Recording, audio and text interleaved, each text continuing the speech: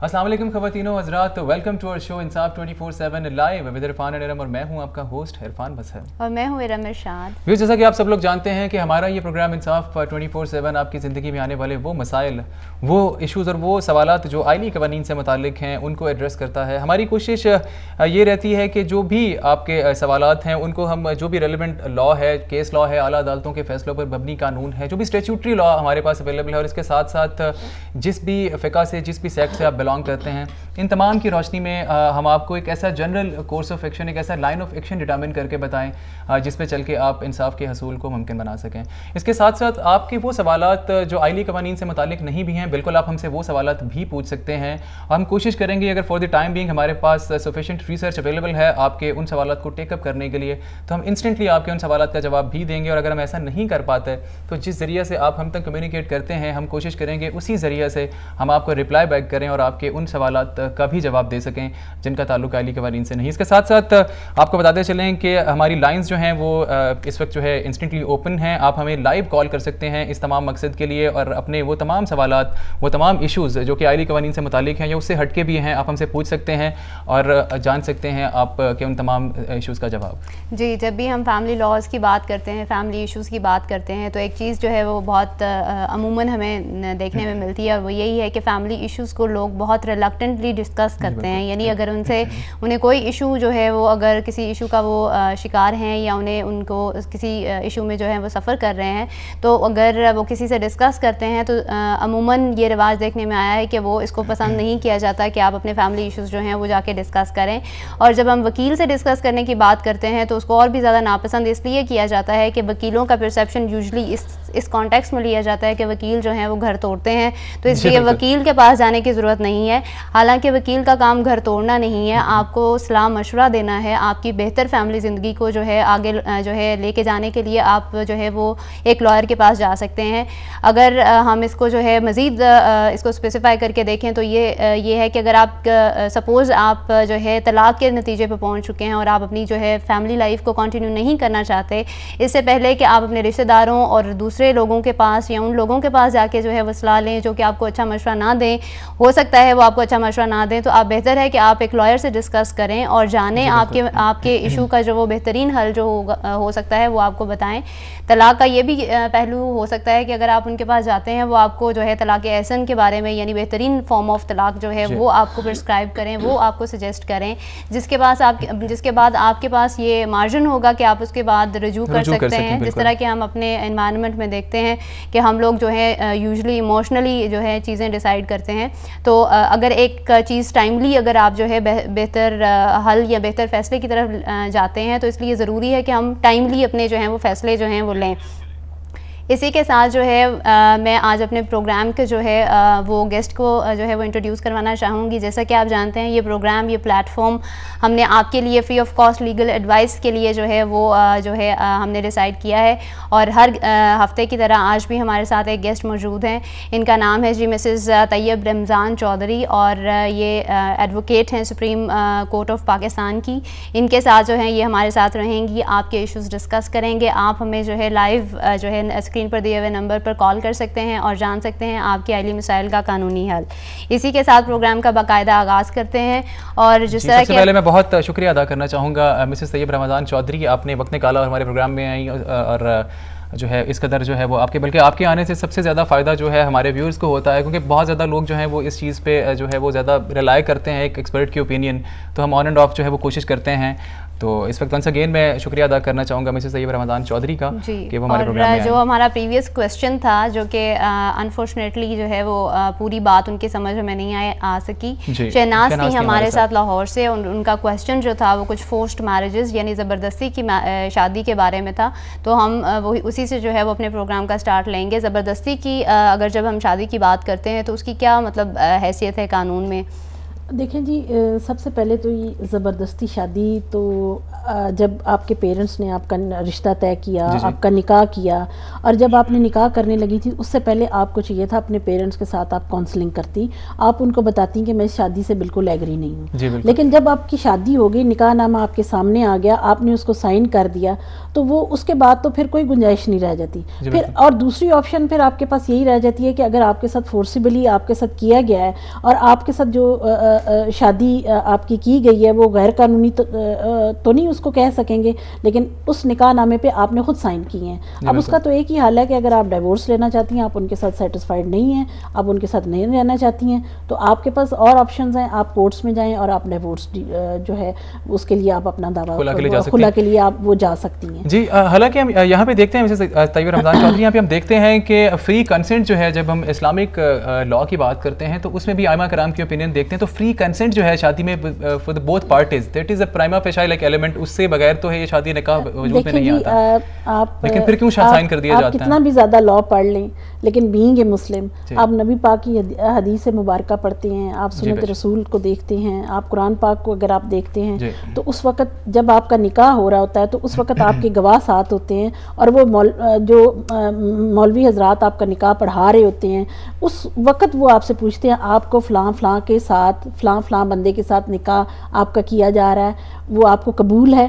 तो जब लड़की कबूल करती है उसको प्रपोजल दिया जाता है और वो एक्सेप्ट करती है जी। एक्चुअली हमारी सोसाइटी में जी बिल्कुल। और ये जो है मैं इस क्वेश्चन का बड़ा सेंसिटिव सा ये क्वेश्चन है, बाज़ दफ़ा ये उसके बाद जो है वो आपकी कोई उसमें गुंजाइश नहीं रह जाती है कि जी आपकी ज़बरदस्ती शादी की गई है।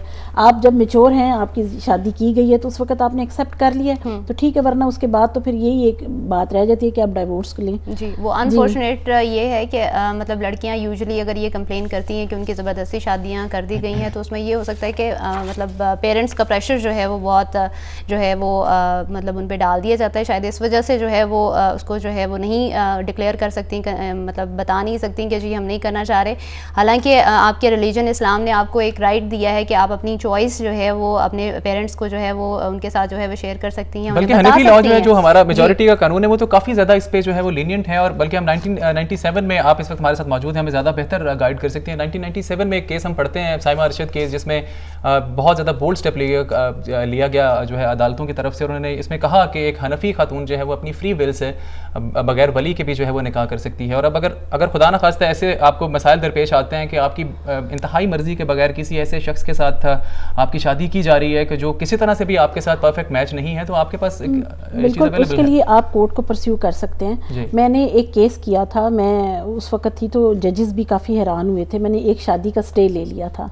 अच्छा जी, मैंने कहा था जी उसकी कंसेंट के बगैर हो रही है, उसकी मर्जी के बगैर हो रही है और कोर्ट जो है वो इसमें स्टे ऑर्डर इशू करे।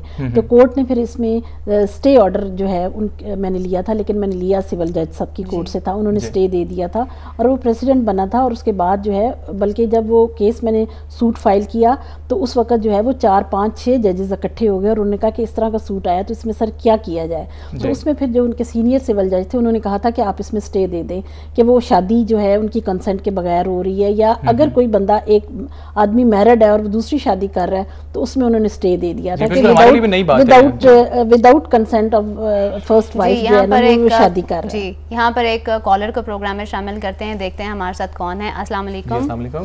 अस्सलाम वालेकुम सर। जी वालेकुम अस्सलाम। कौन और कहाँ से बात कर रही हैं? जी मैडम, मैं बोल रही हूँ फैसलाबाद से, शाहिद शरीफत बात कर रही हूँ। जी, क्या क्वेश्चन है आपका? सर मैडम, मेरा ये क्वेश्चन है कि अगर फर्ज करें एक खामन 2 शादियाँ करता है, जैसे कि मेरे हस्बैंड ने 2 शादियाँ की हैं, मैं उनकी दूसरी बीवी हूँ। ठीक है। मेरी 3 बेटियाँ हैं।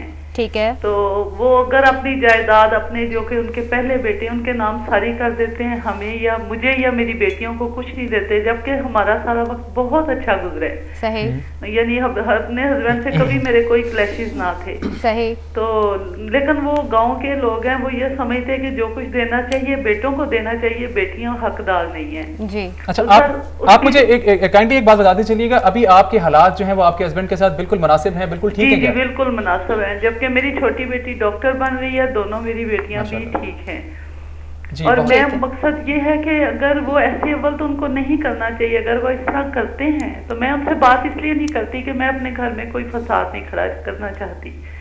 तो अगर वो इस तरह नहीं करते तो कानूनी क्या है मेरी हैसियत। जी बहुत शुक्रिया हमें कॉल करने के लिए। शाइस्ता हमारे साथ मौजूद थी और ये बता रही थी हमें कि इनके हस्बैंड जो है वो 2 शादियां कर चुके हैं। इनकी शादी से जो है वो जो ऑफ शूट्स हैं उनमें 3 बेटियां हैं और अब आप देखते हैं कि देहातों में बहुत ज़्यादा चीज़ है कि बेटियों को महरूम कर दिया जाता है। अब ये एक मतलब इनको एक एप्रीहेंशन है फॉर द फ्यूचर, मुस्तकबिल के हवाले से कुछ परेशान थी।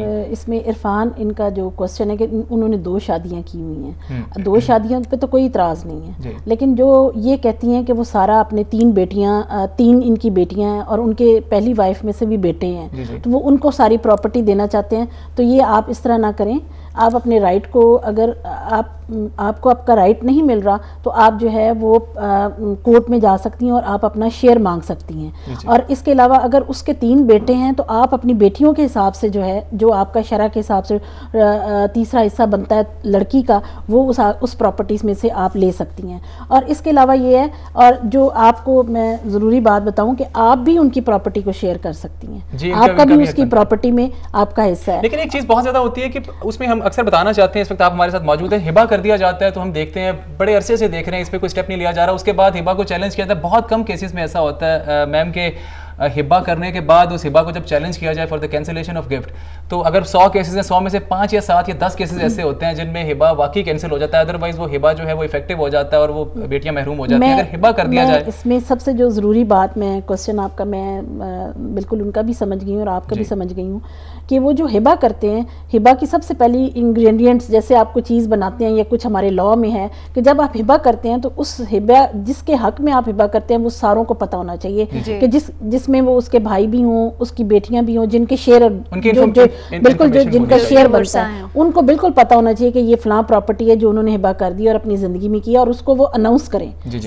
लेकिन अब ये देखें कि बाप की ज़िंदगी में तो आप नहीं मांग सकते, अगर बाप बिल्कुल सक्सेशन उसके बाद ही ओपन होती है, लेकिन अगर अपने घर में आप कोई इस तरह का फसाद अगर नहीं डालना चाहती, जैसे ये कहती हैं कि मैं अपने घर का सुकून जो है उसको मैं खराब नहीं करना चाहूंगा मैम, क्योंकि मस्कत से इस वक्त हमारे साथ कॉलर मौजूद हैं, बड़ी दूर से हमें कॉल कर रहे हैं। आपसे माजरत चाहूंगा, अपने प्रोग्राम में कॉल शामिल करना चाहूंगा। जी अस्सलाम वालेकुम। जी कॉल ड्रॉप हो गई है। जी आप फरमा रहे थे। जी तो इसके लिए जो है आप अपना शेयर उनसे मांगे, अगर नहीं मांगते तो लीगली और कोर्ट्स की जो रेमेडी है उसको अवेल करें आप। जी इसमें मेरे ख्याल में एक और बात यहाँ पे आपको बताते चलें कि आप इसमें कोशिश कीजिए कि आप अपने हस्बैंड से, आपने बताया, इन्होंने बताया कि इनके हालात भी बड़े मुनासिब हैं इनके हस्बैंड के साथ, अगर अपनी ज़िंदगी में ही आप अपने हस्बैंड की ज़िंदगी में अगर आप उनको जो है बड़ी अमिकेबली जो है कंसीलिएशन के साथ उनको ये कहें कि बेटियों को हिबा कर दें जितना उनका हिस्सा बनता है ताकि बाद में मसाइल ना खड़े हों, तो ये भी बहुत बेहतर हो सकता है। जी यहाँ पर इससे पहले कि हम अपनी बात को आगे बढ़ाएं, यहाँ पर लेंगे एक छोटी सी ब्रेक के बाद वापस आते हैं और डिस्कस करते हैं आपके आइली मसाइल। Keep watching Insaf 24/7 with Iram and Irfan.